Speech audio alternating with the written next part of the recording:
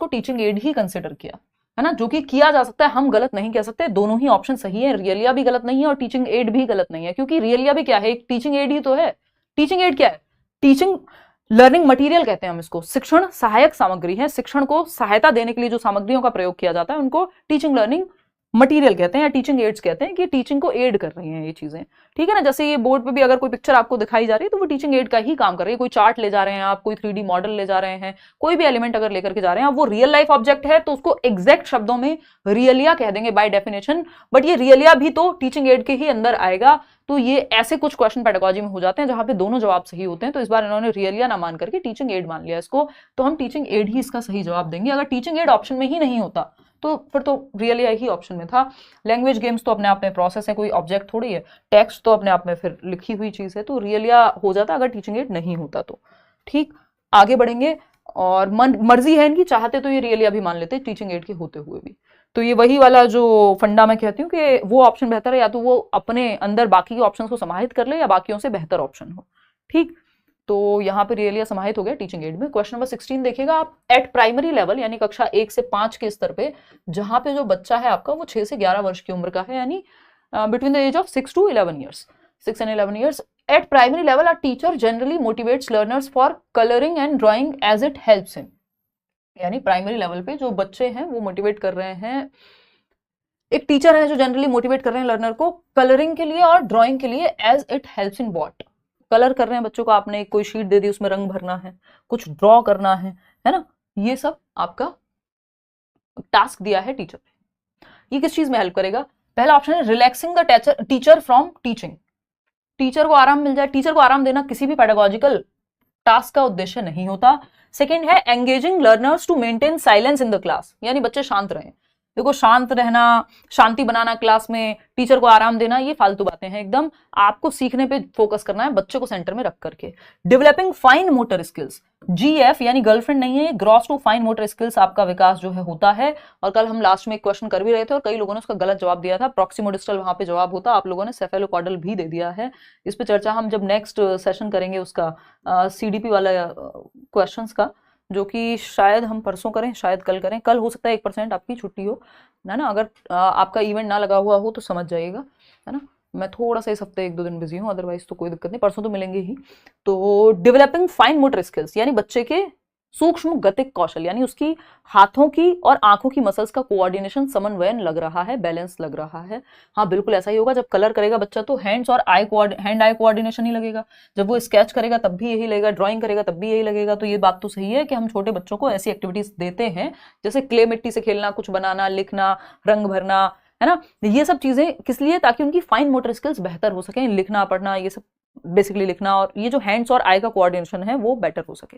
ठीक, एंटरटेन करना कोई पर्पस नहीं, यहाँ पे सिखाना पर्पस है, सिंपल बात। तो third option is the right answer. Question number 17 देखिएगा। क्वेश्चन नंबर 17 कहता है the statements that describe the knowledge, skills and attitudes that student should acquire by the end of a particular class और course come under what. यानी ऐसे statement जो describe करते हैं, बताते हैं the knowledge, skills and attitudes that student should acquire by the end of a particular class, एक class के या फिर एक कोर्स के अंत में। यानी आप तीसरी कक्षा में हैं तो बच्चा तीसरी कक्षा के 3rd क्लास के एंड तक ये चीजें सीख ले, ये स्किल्स एक्वायर कर ले, है ना, इतने वर्ड मीनिंग उसको पता हो, ये एटीट्यूड उसके अंदर आ जाए, ये नॉलेज उसकी डेवलप हो जाए। इस तरह का टास्क जो है वो किस चीज के अंदर आएगी? इस चीज की नॉलेज, क्या कहेंगे इसको? तो एक तरह से आप ऑब्जेक्टिव सेट कर रहे हैं, ये उद्देश्य है कि इस क्लास के जो आप लेसन प्लानिंग अगर आपने की होगी एक्चुअल में, है ना, लेसन प्लानिंग होती है, लेसन प्लान्स बनाए जाते हैं आपके BEd, DLEd, BTC इन सब में, अगर आपने रेगुलर किया है तो, है ना। हवा में चीजें हुई तो बात अलग है। तो लेसन प्लान की अगर आप बात करें तो पाठ योजना बनाई जाती है, उसमें ऑब्जेक्टिव्स होते हैं, कुछ जनरल ऑब्जेक्टिव्स होते हैं, सामान्य उद्देश्य, कुछ होते हैं स्पेसिफिक ऑब्जेक्टिव्स यानी विशिष्ट उद्देश्य। तो उसके अंदर सामान्य उद्देश्य क्या हो सकते हैं? भाई अंग्रेजी में आप ये सीखोगे, ये होगा, वो होगा। स्पेसिफिक उस चैप्टर से रिलेटेड हो सकते हैं।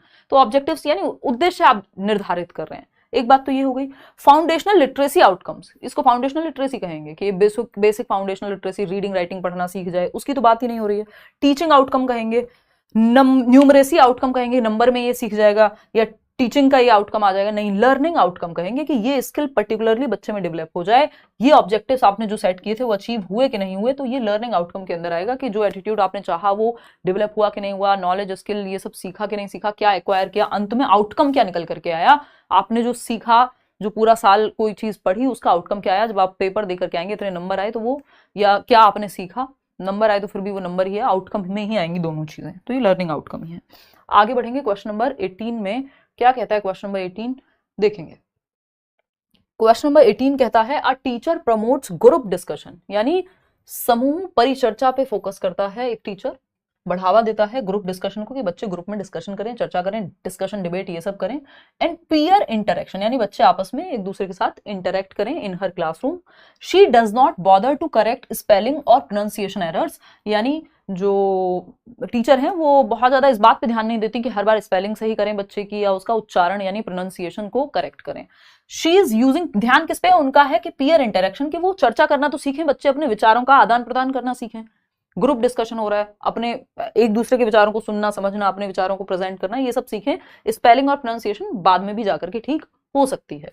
She is using dash approach in her classroom, कौन सी अप्रोच है, बच्चे एक्टिव हैं, कुल मिलाकर के हमें ये नजर आ रहा है कि बच्चे जो हैं ग्रुप डिस्कशन में, पीयर इंटरेक्शन में क्या है, सक्रिय भूमिका निभा रहे हैं। बच्चा जहां एक्टिव है वो बढ़िया बात है, ठीक। स्पेलिंग वगैरह पे बाद में जाया जा सकता है, जबकि स्पेलिंग जो है ट्रेडिशनल रोल में तो हम कहते हैं कि हाँ भाई स्पेलिंग पे भी फोकस करना है, एक्लेक्टिक में दोनों तरीके हम अपनाते हैं कि स्पेलिंग भी हो जाए सही और ये भी एक्टिव भी रहे बच्चा। स्ट्रक्चरल तो सिर्फ स्ट्रक्चर पे ही फोकस करेगा।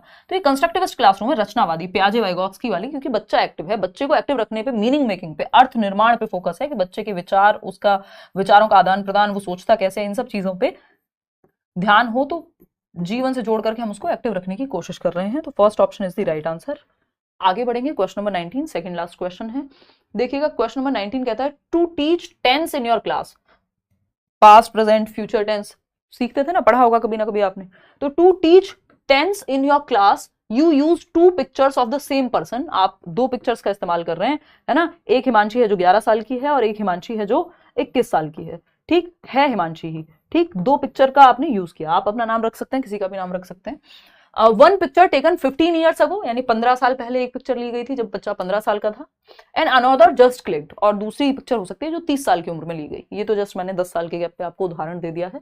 You initiate a talk in the class about his present and past, his appearance, his habits, now you are using. फिर आप पिक्चर देख के कह रहे हैं देखो पहले ऐसे बाल रखता था ये व्यक्ति, ऐसा दिखता था, या आप खुद के बारे में भी दिखा सकते हैं 10 साल पहले या 15 साल पहले, आज ऐसा दिखता है। इससे ये पता चलता है कि इस हैबिट, पहले बटन नहीं लगाता था, अब देखो थोड़ा प्रेजेंटेबल हो गया एंड ऑल, ये वो देख करके आप बता सकते हैं पिक्चर के बीच में। तो इससे क्या पता लग रहा है बच्चे को, ये प्रीवियस नॉलेज टेस्टिंग या एक तरह से इंट्रोडक्शन हो गया कि आप लेसन को इंट्रोड्यूस कर रहे हैं इस तरह से कि पास्ट प्रेजेंट और फ्यूचर होता क्या है ये समझ आ जाए बच्चे को। फिर आप टेंस पे जाएंगे, जीवन से जोड़ रहे हैं बेसिकली। तो रूल बेस्ड ग्रामर है ये, है ना, प्रेस्क्रिप्टिव ग्रामर है। सिर्फ रूल बता देते आप, फिर इतनी कहानी सुनाने की क्या जरूरत थी। अगर रूल बेस्ड ग्रामर होती तो सिंपल रूल बता दिया जाता है कि ये टेंस है, इसमें ये रूल होता है, बात खत्म। जैसे आप लोगों को या हम लोग को पढ़ाया गया बचपन में, इतने प्यार से, इतने अच्छे से, इतने तरीके से, तो कम ही लोग डिस्कस करते थे तब। प्रेस्क्रिप्टिव ग्रामर में भी लगभग रूल्स पे ही बेस्ड होती है, थ्योरेटिकल ही होती है वो भी।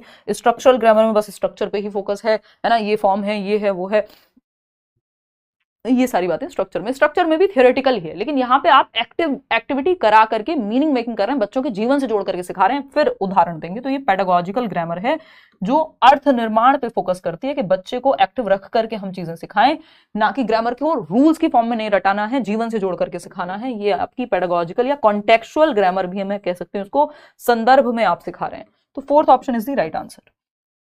आगे बढ़ेंगे, क्वेश्चन नंबर 20। क्वेश्चन नंबर 20 क्या है, while preparing a lesson plan on the topic pollution, प्रदूषण पे एक आप पाठ योजना बना रहे हैं, what will be your first step. पहला स्टेप क्या होगा, पहला है फ्रेम ऑब्जेक्टिव्स। अभी यही हमने डिस्कस किया था लास्ट क्वेश्चन में कि जब आप लेसन प्लानिंग करते हैं तो क्या करते हैं, सबसे पहले फ्रेम ऑब्जेक्टिव्स यानी उद्देश्यों का निर्माण करते हैं कि किस उद्देश्य से क्या सिखाना चाहते हैं आप, वो लिखेंगे। प्रिपेयर इंट्रोडक्टरी क्वेश्चंस, कुछ इंट्रोडक्टरी क्वेश्चंस प्रिपेयर करेंगे जो प्रीवियस नॉलेज टेस्टिंग के लिए होते हैं, या go through the topic many times, बहुत बार आप टॉपिक को पढ़ते रहेंगे। सेलेक्ट टीचिंग एड्स या टीचिंग एड सेलेक्ट कर लेंगे। तो सबसे पहले आप उद्देश्य का निर्माण करते हैं कि ये सामान्य उद्देश्य होंगे यानी जनरल ऑब्जेक्टिव होंगे, ये स्पेसिफिक ऑब्जेक्टिव होंगे। हमारा उद्देश्य क्या है, हम कर क्यों रहे हैं, ये क्लास हो क्यों रही है, ताकि आप सीटेट में या जो भी टेट एग्जाम है जहां पे भी इंग्लिश पेडागोजी आती है आपको मदद मिल सके, इंग्लिश के क्वेश्चंस को टैकल कैसे करना है वो आप सीखेंगे। तो ये उद्देश्य है इस क्लास का कहीं ना कहीं। तो उसी तरह से जब आप एक लेसन प्लान बना रहे हैं तो एक ऑब्जेक्टिव्स फ्रेम करने होते हैं, जो आपका पहला स्टेप है। बाकी सब बाद में आएंगे कि आप फिर अब कुछ क्वेश्चंस भी पूछेंगे, है ना, फिर आप टीचिंग एड सेलेक्ट करते हैं, फिर बाद में प्रेजेंटेशन का नंबर आता है, ठीक है, 10 साल बाद भी याद है। चलिए खैर, first option is the right answer कि आप उद्देश्यों का निर्माण करते हैं, फ्रेम करते हैं ऑब्जेक्टिव्स को। आउट ऑफ 20 क्वेश्चंस कितने आपके ठीक हुए वो आप कमेंट करके बता देना सेशन के बाद। लाइक शेयर सब्सक्राइब भी कर देना। ये पीडीएफ आपको जो भी एक दो पेंडिंग है वो मिल जाएंगी टेलीग्राम चैनल पे, और ये है बैच आपका जहां आप एनरोल कर सकते हैं career lab. Out of 20 questions कितने ठीक हुए वो भी आप बता सकते हैं। आज के लिए फिर हम इतना ही रखेंगे। धन्यवाद आप सभी का। और 16, 15 बहुत बढ़िया, 16, 13, 11 बहुत बढ़िया। चलिए कल मिलते हैं, होपफुली कल मिलेंगे। अगर इवेंट ना लगा हुआ मिले तो आप समझ जाना कि क्लास फिर परसों होगी।